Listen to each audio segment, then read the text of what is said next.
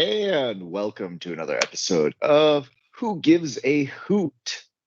Hey, you I'm got it Luke. right this time. That's Ryan. We are two of the hoot givers. Yes.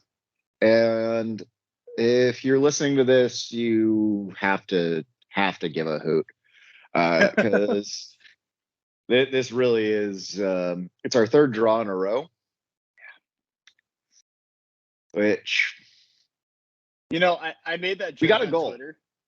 Well, yeah, we got that. But I made the joke on Twitter before we recorded the last week's about we're really going to know who the diehards are if they have to listen to us talk about 2-0-0 draws, not knowing that we were going to turn around and get a 1-1 draw. So, Well, let's start with some news because we've got some very positive news going on here. yeah. Shido got save of the week. Thank you to everybody who listened and voted. Bob Warming, as we talked about last week, saw him on the bench in Greenville and Madison. Officially has joined the staff as a technical advisor. I believe that's his title.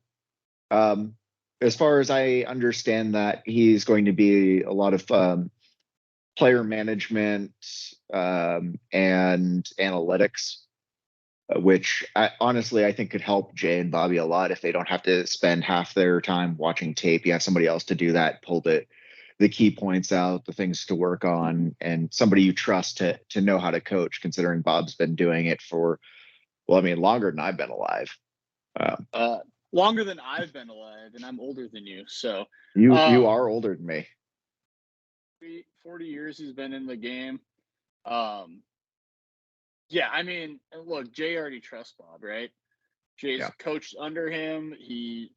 From everything we've been told, Bob Warming was the guy that told Gary, like, Jay is your coach. Go get Jay. He took over for Jay at UNO. I mean, their paths have crossed so. Well, that was after his first retirement, right?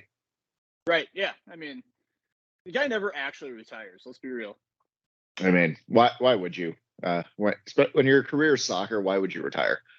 I was actually joking with my neighbor, and I was like, I can see Bob Warming taking this gig for free just because he's like, I have plenty of money. I just don't want to be away from the game right now.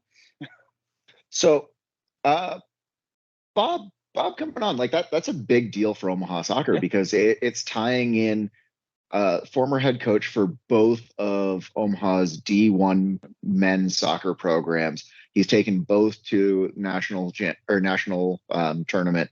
Yep. Like, very storied. Almost everybody who's come out of Omaha has had some connection with Bob. And he's on a coaching staff with another Bob. Like, yeah. I will say he's Bob though, and we have Bobby. So it hasn't been announced, and based on how much they actually announce things for Omaha and how timely, we do have a new goalkeeping coach as well, it seems. And do you have a laptop next to you? No, I leave for vacation tomorrow, so I left my work computer at work. Oh, good plan. Good plan. With Boris, I believe his name. I don't have his last name. Based on a friend of a friend who was on the berm, who was the goalkeeper for the Tropics. I can't remember if they're Tampa Bay indoor soccer. Yeah, it's something like that. Yeah. Apparently Boris was the goalkeeper for the San Diego Sockers.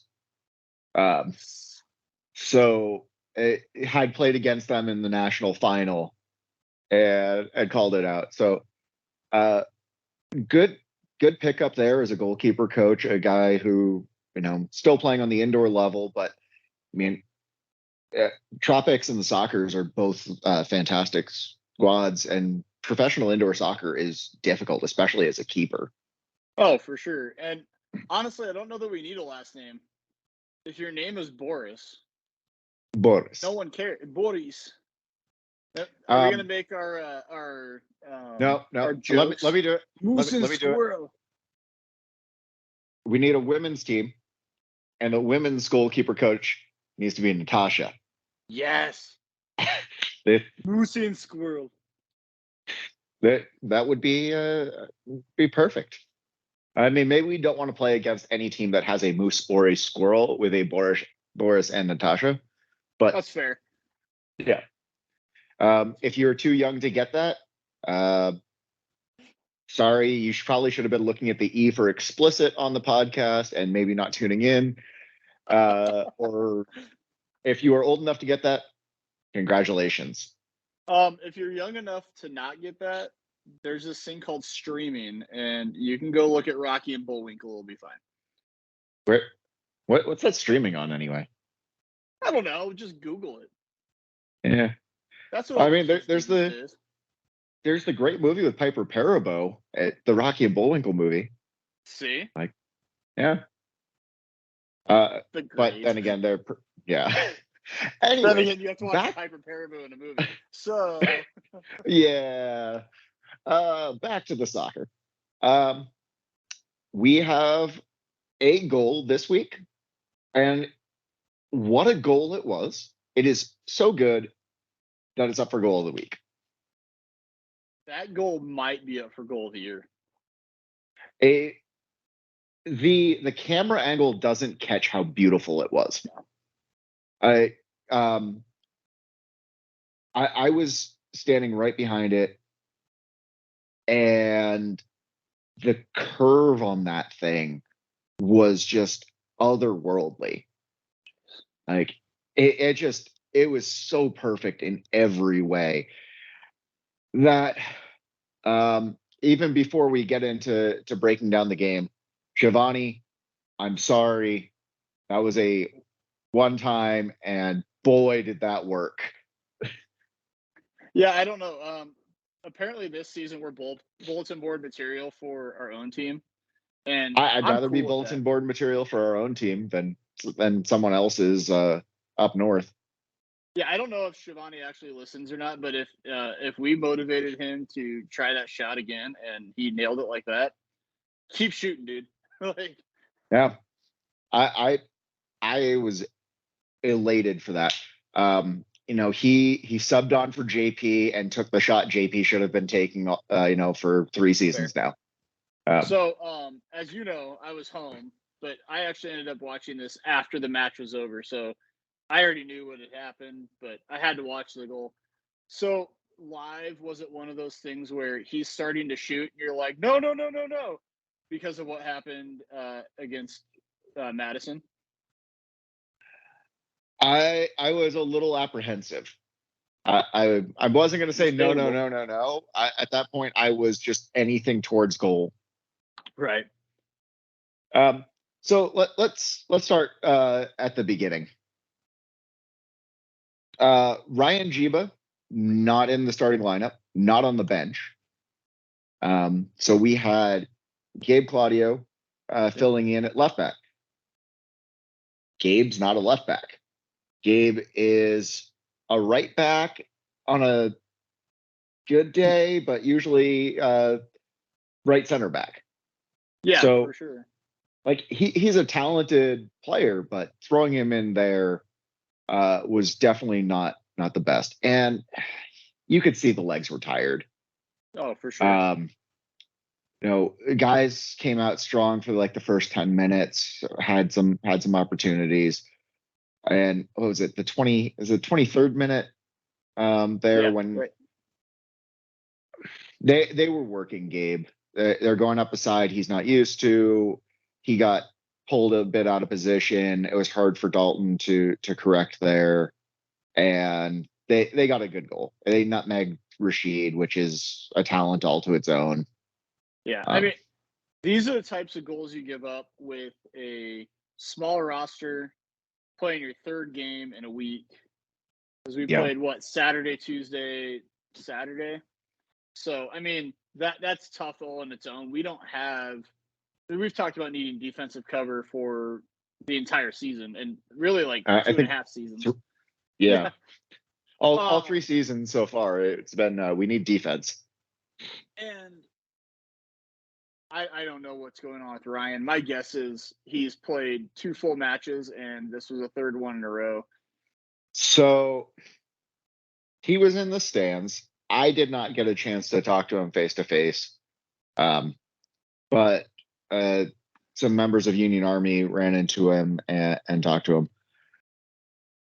Apparently, and this is again unconfirmed, I heard this through a source who heard it from the horse's mouth. But I trust those guys.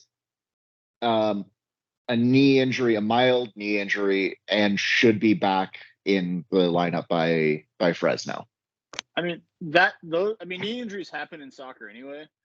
Yeah. But if it's something that it wasn't worth pushing him and giving him another week's rest and giving him that time, I'd rather Jay do that, knowing we have a lot of season left. And we've really become good at securing draws from the jaws of defeat. So yeah. It's, I mean, if Ryan is there through the rest of this, especially this home stretch we have, you don't have to worry about travel on it. You don't have to worry about any of that. When he's home, he can rest. He has all that going on. It's better to worry about that and do a fill-in one game than scrambling for the rest of the season because he blows his knee out because you pushed him too much. Yeah. That being said, no, I wasn't unconvinced by the lineup. Hugo starting up top with Kamal. Kamal has been working very well. He has a great work rate, but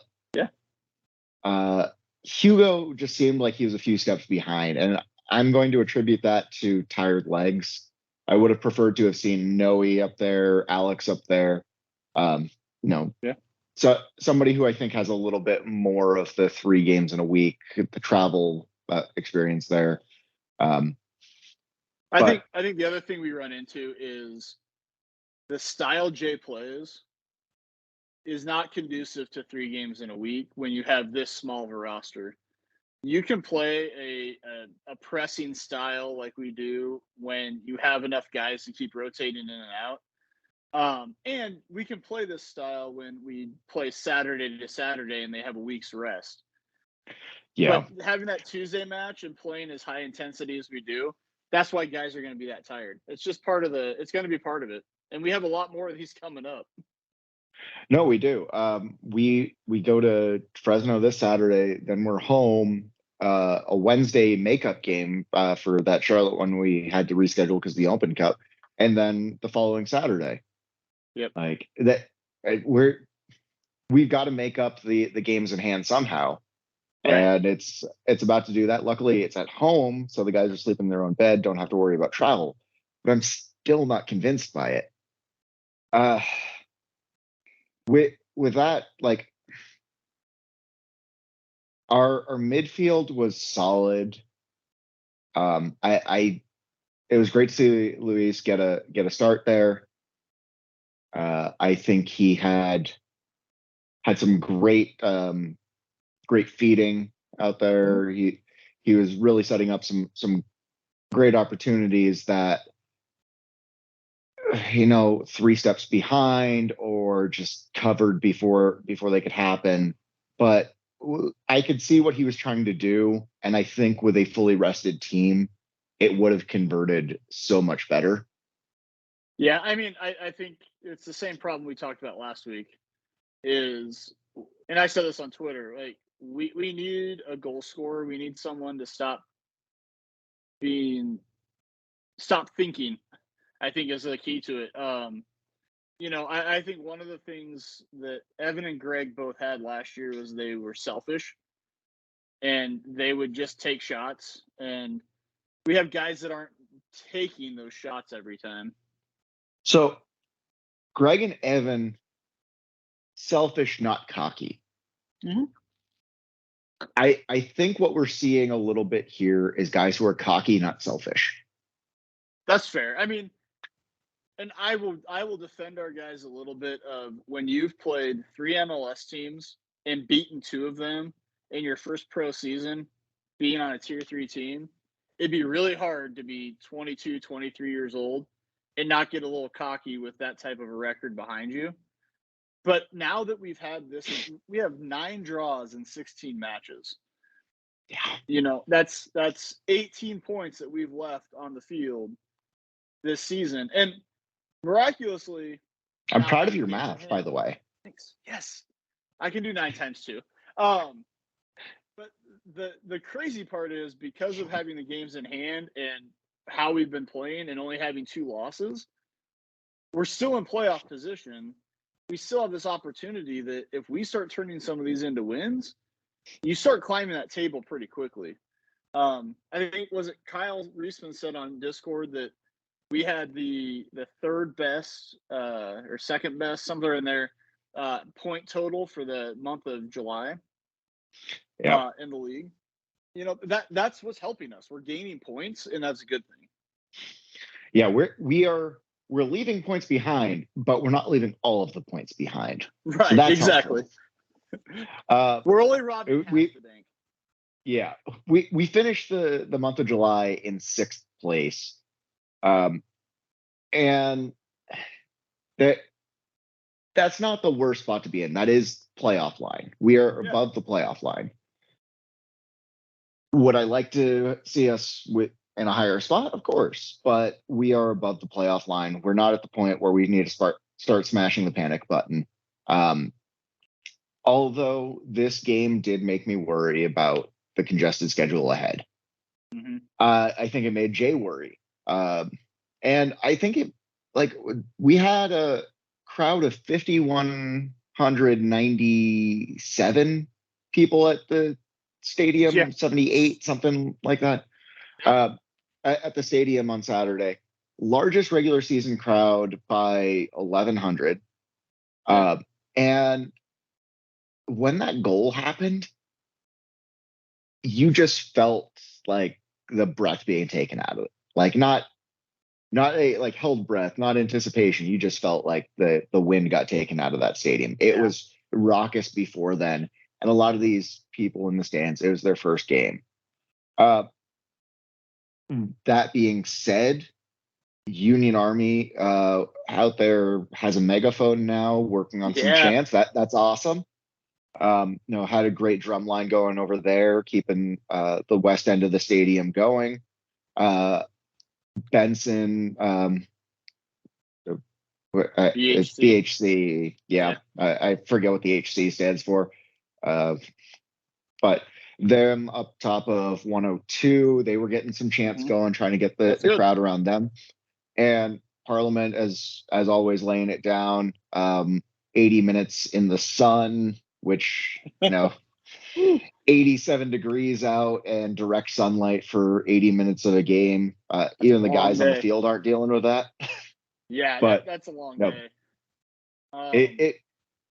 It was the supporters were doing everything in their power to keep that stadium going, and it was really discouraging to me that the most the team was able to get for cheers from the roughly 5,000 people that were not in a supporters group that night. Mm-hmm. The most they were getting was cheers for fouls and yellow cards. It's like, yeah. I mean, I think what we're seeing with these home games, hopefully, because the last home record was the last home match, right? Mm-hmm. And then we go on the road, and then we set the next regular season home record the following match. That tells me 2 things. One, people are going to come out because they like the product. But 2, if we give people a good time, they're going to come out regardless of the results. Because for us to have come off 2 0-0 draws to set another regular season home record with that crowd, it's pretty impressive. And it's what Gary wants, and it's what I know the diehards are the ones that listen to this podcast. We don't get a lot of the casual fans that listen to this unless they find us through other means. But we all know we've been beating the drum about needing our own stadium for a long time. And Gary has told us many times he wants to see certain numbers in the crowd. if we can consistently keep these numbers right around here, it's pretty close to what Gary was hoping for crowd-wise to justify building a stadium. And we have nothing but time now because we have how many home games left this season now? 13, 14, a lot. Yeah, it's something crazy. Yeah. Yeah. I will say, like, a lot of it is the buzz that's happening because the team, it's a great evening in the summer. But you can't say enough about what the groups department is doing. For sure. This last game, a over 1,000 person group with Greater Omaha Packing came out. Nice. Some of them brought their own drums and were making noise in what's that, like 111, that corner section there. Yeah, that sounds right. That sort of energy is getting that out there with these new people coming out because of groups. Hopefully you see that continue to grow. Granted, it's still a pain in the ass to get out to Sarpy. Yeah, I mean, I think the other thing that I say this a lot, and I think we've said it on here, is it's always hard to know when you're standing in the section how much everything you're doing is reverberating through the stadium. You do a really good job throughout the game of wandering around and walking and stuff, so you can hear it more. I know the times that I actually leave the berm when I'm there, that's when I realize, oh wow, you can hear this. Or the last Charlotte match when I sat in seats with my parents and I could hear you all the way across the stadium and doing the thing from the Parliament section. And being close enough to 119 to hear the UA guys because they didn't have a megaphone then. Then having a megaphone is going to help. I think if the atmosphere stays up like that and it keeps getting these fans to come back, they're going to want to join in on that stuff. And they're going to do more than just cheer the foul. I mean, cheering fouls and cards and, that type of stuff are things you do at home because you're yelling at your TV. Yeah. It's the little things that we all do when it's a nice clearance or it doesn't look like it's a tough save from Shido, but he made a good save and we all clap it up because that was a hell of a save by Shido type thing. And I think that's the stuff that as they come more, they're going to realize that's how you get engaged in the game constantly. Yeah. So back to the on-field, we managed to squeak out the rest of the first half. I'd honestly say a little bit more limping than running after that goal. Jay makes halftime subs. Jay was not happy with what was going on in the first half. Well, I think Gabe got clipped a little bit. Again, he's playing out of position. I think he may have had a little bit of an injury. He seemed to slow down a little bit more in the second half of the first half. Right. Hugo, again, as we talked, was slow. He looked tired out there, and that comes, I think, from the travel and congestion of the schedule. So you bring Noe and Eddie on. Eddie has been working through an injury, and this is his first time on in 4 or 5 games. Yeah. I mean, he was in a boot for a little bit walking around. So, to see him get back out was awesome. I was impressed with Eddie.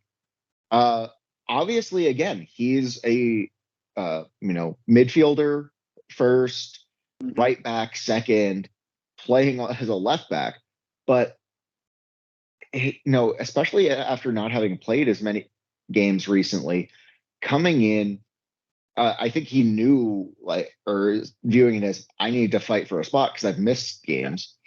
And he was making some great challenges. He was really working his butt off to show that he's as versatile as he should be. Right. And I you could tell it wasn't his natural position, but I think he did extremely well to make the best of it. Yeah. And if Jiba is hurt, I wouldn't mind seeing him there again. I think that Eddie is a really great example of a squad player, the type of guys you want that, especially with a small roster, that are willing to do whatever it takes to see the field. And I think that's the type of guy Eddie is. I also think I wonder now that this is Bob's third game on the bench. You wonder how much his analytical stuff that he's doing and what he's watching is influencing some of what Jay's doing.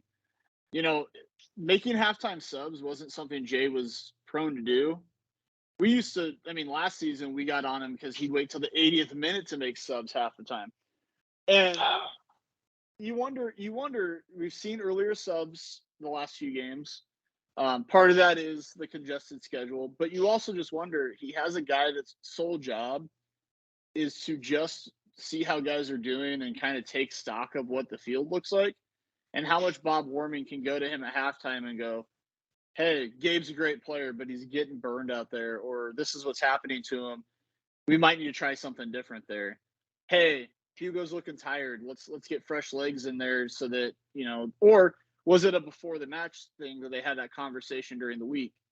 Hey, Hugo's playing 45. Let's get Noe in for 45. Then they're not both trying to play 90. You know, but that's where an analytics guy comes into play because they take the time to actually watch that and see how these guys are playing and how they look. Yeah, and ultimately, I think Bob is going to have that sort of impact. He's somebody Jay trusts, and he's able to connect to him more than a head coach normally is. Sure. I think one of the best things I've heard is the head coach is the guy everybody hates. So having you know, Jay's a lovable guy, but he's still your boss. Well, and you know, how much does Hugo hearing from Bob Warming, who coached him, hey, we're taking you off right now. Noe's going on for you. Here's why. Okay, this is a guy that recruited me, that I trust, that I played for, telling me this. Same with Eddie. How much of it is a boost for Eddie to have a guy like Bob go, I know what type of player you are. Go out and do this thing. Well, Connor and Dion as well. Yeah. Because he's been around that long. Oh, yeah, I know, yeah, it's for sure, yeah. So, like, he's got some of the youngest guys on the squad who he's coached and some of the oldest guys on the squad who he's coached. That's very true. That's a good point. You know, but especially for young guys sometimes need that guy they trust that knows them, loves them. I mean, a college coach is so different than a pro coach. That type of relationship you build. Well, the way I look at it is it's with some of your most experienced and some of your least experienced players, it's a constant there. Yeah. And while sure. Jay's kind of that, but it's definitely Bob's been there. Bob's seen it. Bob has raised us, essentially. But to that point, 63rd minute comes around. I believe it was 63rd again. I don't have my laptop on me, and Dion comes on, and Alex comes on. Yeah. Alex comes on for Kamal. Dion comes on for Luis. Yep. And not that Luis wasn't doing the best with what he could. Dion has a presence out there. He's got the built-in chemistry, and no, he has a work rate that I don't think anybody else on the team has yet. Joe maybe being a close exception. Yeah, for sure. Because we'll get to talking about where I saw it most, but Alex Bruce coming on he's not seen as much of the field as I feel like he should have at this point. Yeah. I feel like he's done very well to make things happen when he's out there, whether he's there finishing it and getting his first goal, or if he's out there and just putting in the work rate to be to allow other people to make the runs that he can't. Like it, he's a tough player, and I'd like to see him out there, but there's so much depth that, you know, who do you put him on instead of? And I mean, there's lots of arguments that could be made, because I'd also like to see Ricky out there more. I think the thing that I think what Jay has learned, or at least is being shown with Alex, is Alex Bruce needs the 60th minute sub if you're subbing him on, because it does take him a little bit of time to build into the game. Not that he's not Yep. working his ass off. It just takes him some time to build into the game, because he's not just a pacey player. He's not the guy that's going to burn everybody. And so he has to kind of get a flow and a feel for how these center backs are playing, that type of stuff. I think if you're going to start Alex, in this game, especially with Kamal up there, you start Alex for Hugo, because Kamal's your pace, Kamal's the press guy, and Alex can kind of just play his game against that. Dion is almost becoming the super sub of the season, and I like him in that role because he does come on with a high work rate, and he still has some pace to him. That when he comes on in the 65th to 70th minute in that time frame, and he goes against guys that are tired, we've seen it multiple times now. He comes in later in the game and he pushes the issue against the other team. And he's almost the one causing things to happen because they start worrying about him running around the field. Yeah. I'd like to see him in sooner because I think he can do that for longer than we're giving him. But, at the 63rd minute, him coming in for half an hour and making that.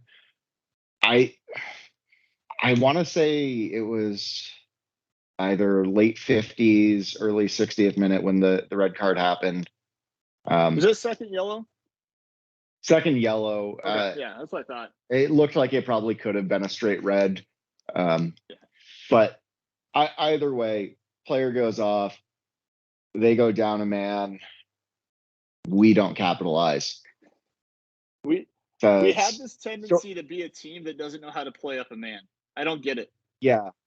Well, it's like we end up with more possession because we're up a man, so we look down too. Right. That's true. Well, and I think, give Chattanooga credit. They're up a goal and down a man. Of course, you're going to start playing more defensively and you're going to bunker a little bit more, especially against a team that doesn't like to possess the ball. But honestly, they had some of their most dangerous attacks when they were down a man. They had a couple great shots, some great runs, and thank God we had Alex and DK out there. Alex was tracking back and covering some serious ground again. Dalton was very good about pressing, but at the same time, just locking it down on defense. But those two as our center backs, we're maintaining the best defense in the league. We're, what was that, 16 games in now? Yep, that was our 13th goal given up in 16 games. Yeah, so we're good. We're good. Yeah. It's the other end that needs to give up more goals. Again, 17 goals in 16 games is not a great turnaround. That includes a 3-0 win that we have on top of that. It's not like we haven't exploded for some goals before, but it's just this last stretch has been one goal in the last 3 games is what's killing you. And I'm pretty sure this was like one of our lowest XG games of the season, if not in the history of the team. You'd have to ask Kyle or Brandon for that. Brandon Mays with USL League One Review. But I believe so. So we continue on with the game, not making a whole lot. Again, as I said, letting some stuff through that. Right. I don't know. We should not have done that. 80, I want to say 82nd minute, somewhere there. JP gets subbed off. Shivani comes on, who we talked about in Madison, had a very good game at Madison. And just was skying every shot he had on goal. And I believe I said it, and I will own up to this, saying he should never take his first touch shot ever again. He should pass it off to somebody. And it was looking that same way, for a lot of it. We were getting more corners, we were getting more set pieces down at their end. Nobody there were multiple times where I was really pissed off. We had nobody at the back post because we'd had somebody at the back post who would have had an open goal. Nobody back post. Lot of missed opportunities there. And then 5 minutes stoppage time, red card, various substitutions, lots of fouls. Again, a ref that was stopping play every minute and a half, so there was no flow to the game. A physical game with Chattanooga? Never. Well, but I mean, it's a physical game with everybody. You got to let some of these go through. I'd rather see a flowy game, because there were a couple called back when there was advantage to be played, and a Chattanooga player grabs their face and is up in 5 seconds, and the play gets stopped. Like, play advantage there. Well, again, their teams are playing how the refs are calling it now versus just playing their game. And yeah, that's what you're gonna get. You're gonna get that type of stuff where guys go down because they know they're gonna get the call, and then they're gonna pop right back up because they don't play advantage. Where normally that guy would have maybe rolled around a little bit longer to make it look more convincing. And that's what frustrates fans is watching that stuff happen. Well, and when Camille's back from saying yes to the dress, maybe we'll finally get a ref right. She'll be due, because this is at least 3 in a row that have not been great, and God knows what happens this weekend. But with this being said, we're into stoppage time, and I believe Chivani started the run of play, got a header, put it to Brito, and Brito's 90 minutes into playing a very tough game. He's become kind of a kicking bag, and you could not force him off that ball. Chivani got the goal, but that goal would not have happened if Brito was falling over, if Brito was not working for it, because he brought that up, got it to Dion. Dion, knew he didn't have a shot, saw Chivani in space with plenty of time, puts it out there, and 25-ish yards out, Chivani just curls that in. I'm sorry, his name is Skinny. I don't know if you saw these Instagram posts, but they kept calling him Skinny. So Skinny, that was a hell of a shot, though. Whoa.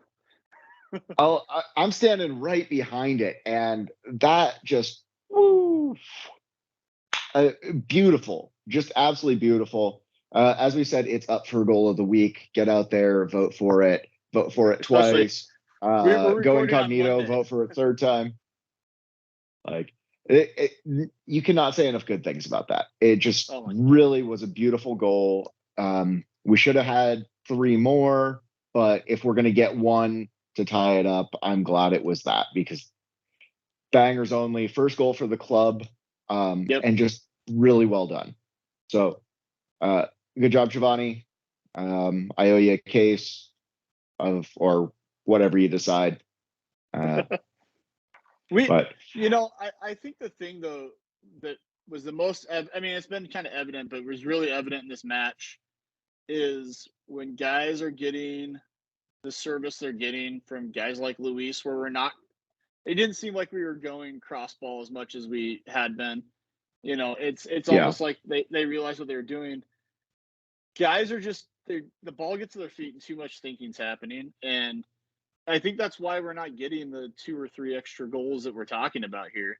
I gave Connor a hard time last week when we recorded that he had a kind of one just right in the box that he should have put his foot to, but he's not the only one doing that. And I think that's, on our Discord, I think on Twitter, when I was tweeting about the game later, a lot of the responses are, guys just need to kick the ball. They just need to shoot. And, I know you were cheering for Germany in the Euro final, and I was cheering for England. But the way that England won that match is exactly what we were talking about. Get the ball in the box, put it on the goalie, and wait for a rebound. And she got the rebound and tapped it in and won a freaking European final. I mean, come on. Yeah, it really is. Just get it on target, get somebody in there in the box to take a rebound, because Cheeto's the best goalkeeper in the league, and even he doesn't have his paws on everything. Exactly. No, there's a lot of ricochets in the box, and if you can beat a defender there, you've got a goal. And this is a Chattanooga defense that has given up some of the most. I mean, I think they're pretty close to the most goals given up in the league this season. Yeah, I think it's them and Tucson.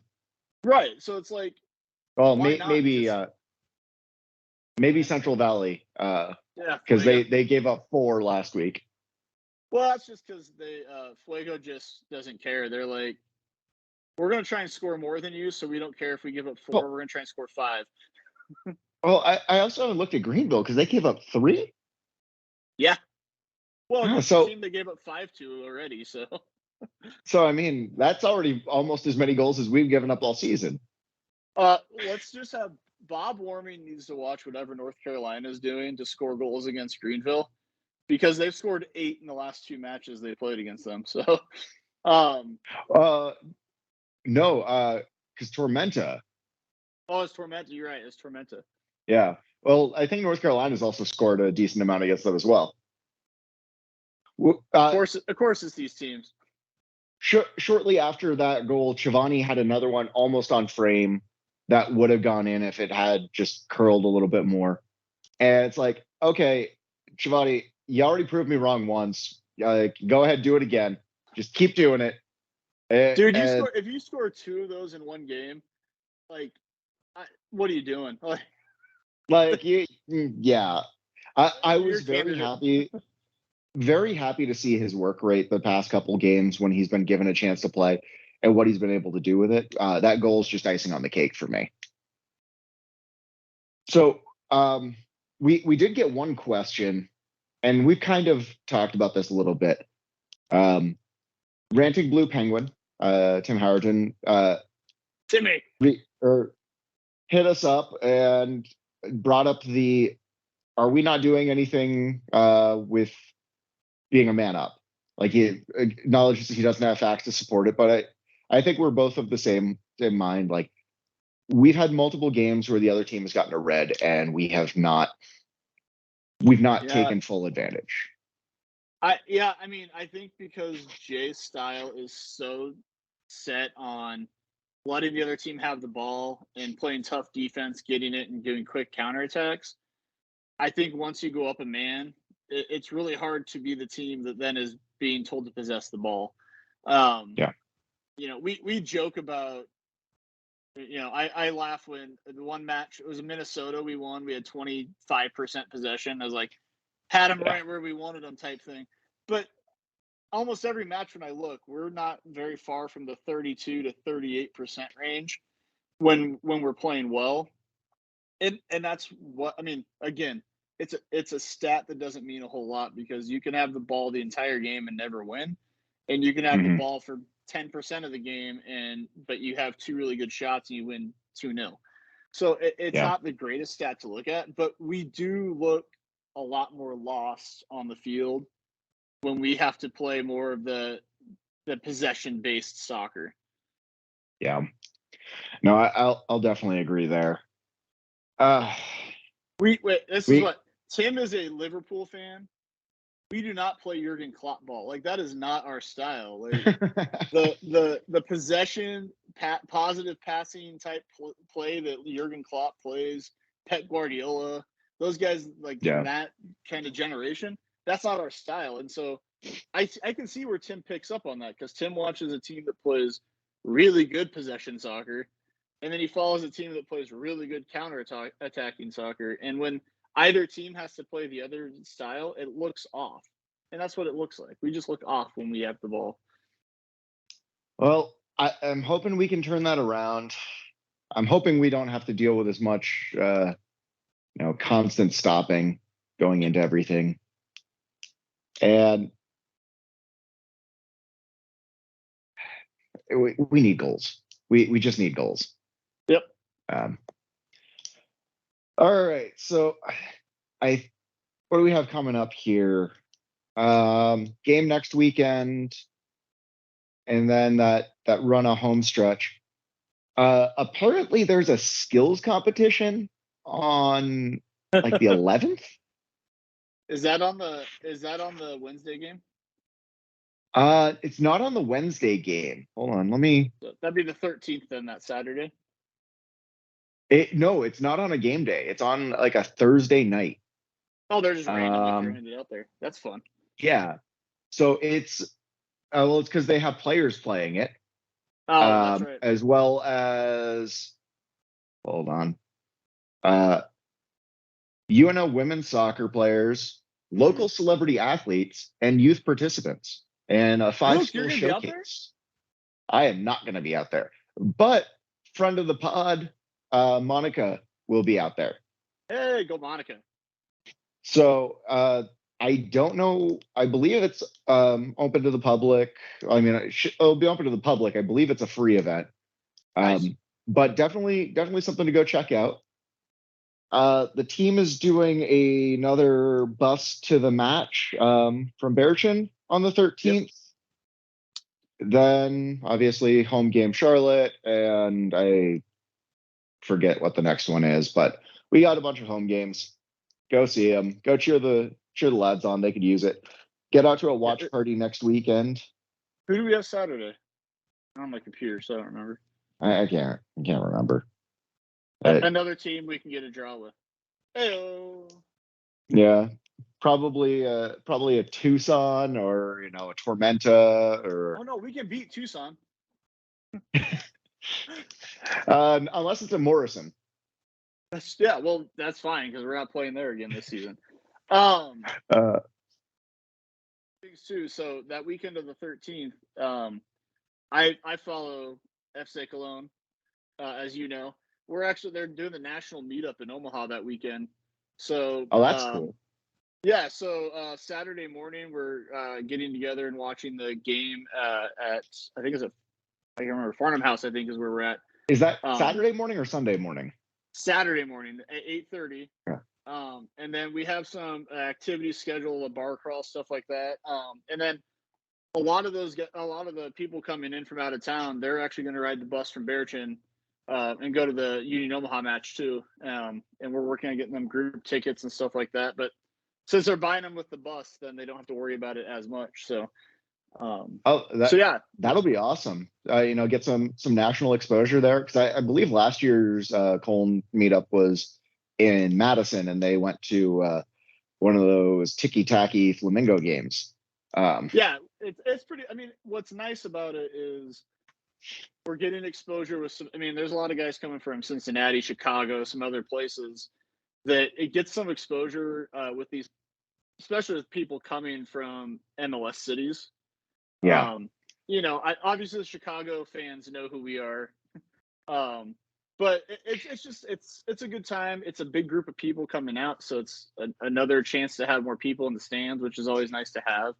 And everybody, everybody's welcome to come watch the match with us and hang out with everybody too. So, I'm gonna ask.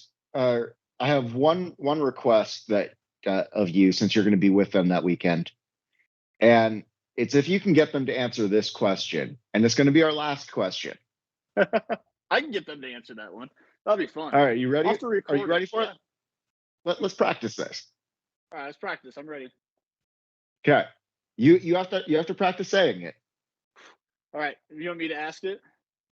You got to ask it. Is it the name of our podcast? I think so. Okay, yeah. Was it also on a T-shirt that somebody had in Greenville? It was. Perfect. Hey, Luke. Who gives a hoot? We do.